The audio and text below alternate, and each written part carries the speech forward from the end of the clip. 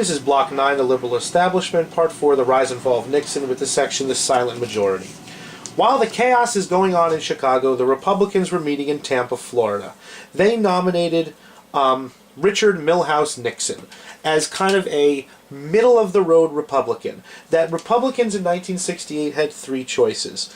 There was the Goldwaterite, kind of the most conservative of the group, Ronald Reagan. There was the liberal Republican, a Keynesian Republican, kind of a Great Society light Republican, Nelson Rockefeller, and sitting in the middle, a powerful Cold Warrior, a supporter of the Vietnam War, but generally a Keynesian, sat Richard Nixon.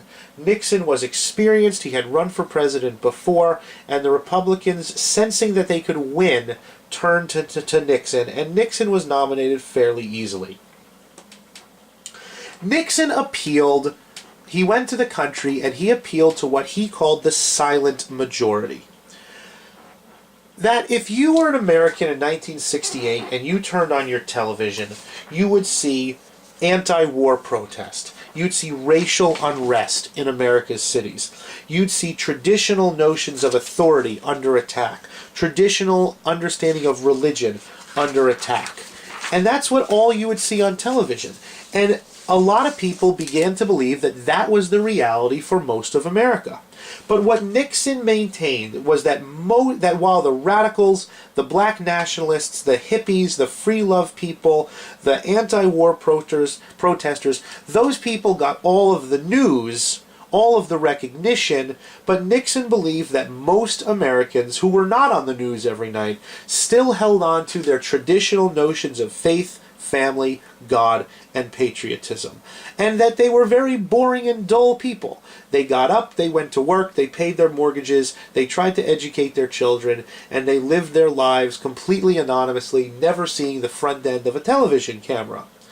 They were boring, dull, and old, drowned out by a loud and vigorous anti-war, new left, all of those, the hippies, the free love people, the anti-war people, the black nationalists, the Nation of Islam, the Students for Democratic, all the people we're going to talk about in Block 10, drowned them out. But Nixon said to himself, guess what? There's more of these silent majority people, even though no one's ever heard from them. And it was on those silent majority. It was on traditionally minded Americans, faith, family, God, country, that Nixon focused his campaign.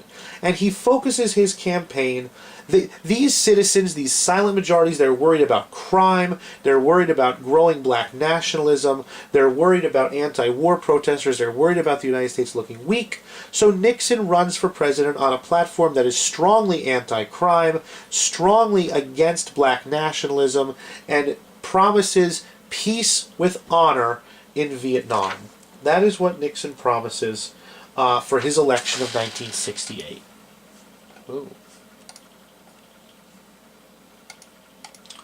The election of 1968 is not particularly close. Nixon tries to focus on flipping the southern states, traditional Democratic states that had gone for Goldwater. He tries to focus on maintaining those states in the Republican camp. He counts on traditional Republican support in the Midwest and in the West, and he tries to bring southern states into the fold. Critics argued that Nixon's southern strategy was racist, that in an era of civil rights and racial unrest, Nixon appealed simply to white racism in the South in order to move southern whites from their traditional home in the Democratic Party to a new home in the Republican Party. He appeals to fears of black radicalism. He appeals to a populist dislike of the best and the brightest of the Democratic Party. And using this strategy, Nixon did in fact keep every southern state out of the Democratic column with the exception of Texas. Nixon won the Virginia, the Carolinas, Tennessee, and Florida. The Deep South, as you can see from your map, went to a third-party candidate. The last time a third-party candidate has ever won an electoral vote was in 1968. And it went to the populist, segregationist George Wallace. George Wallace was an ex-boxer. He was, frankly, he was a racist. He proposed keeping blacks in their place. He was against civil rights legislation. He was a strong supporter of states' rights, obviously.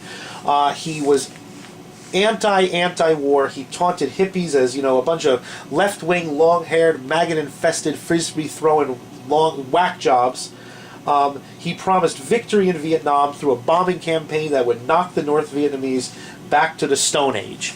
So you kind of have this populist, anti-elitist, anti-Supreme Court, anti-integration George Wallace running for president in the Deep South, and you can see that he wins the 5 states of the Deep South. Humphrey, the Democrat, is running on Johnson's economy, Johnson's social policy, and unfortunately for him, Johnson's war. There's nobody in this race that represents the anti-war crowd in the United States of America. Anti-war doves had nowhere to go, and most of them stayed home. Hubert Humphrey, the Democratic candidate, draws most of his support, as you can see, from the traditional Republican areas of the Northeast. The Northeast is now, as the South grows more Republican, the Northeast is growing more Democratic. It is growing more steadily liberal and progressive, and thus Democratic. The old industrial states of the Great Lakes, Humphrey tries to battle for, and Texas as well. You can see the electoral results. Nixon won 301 electoral votes, Humphrey 191, and Wallace 46. However, Richard Nixon is a minority president. He is elected with only 43.4% of the vote. Most Americans voted against Richard Nixon. He also comes to power as the first president in a long time, if ever. It's the first president to come to power with the opposing party controlling both houses of Congress. So Nixon comes to power, he takes his oath of office in 1969. He is a minority president. He has Democratic majorities in both houses of Congress. He has a slowing economy. He has a deeply unpopular war that nobody really knows how to win. Richard Nixon was faced with a set of challenges that had not really been faced since Roosevelt and Truman a generation earlier.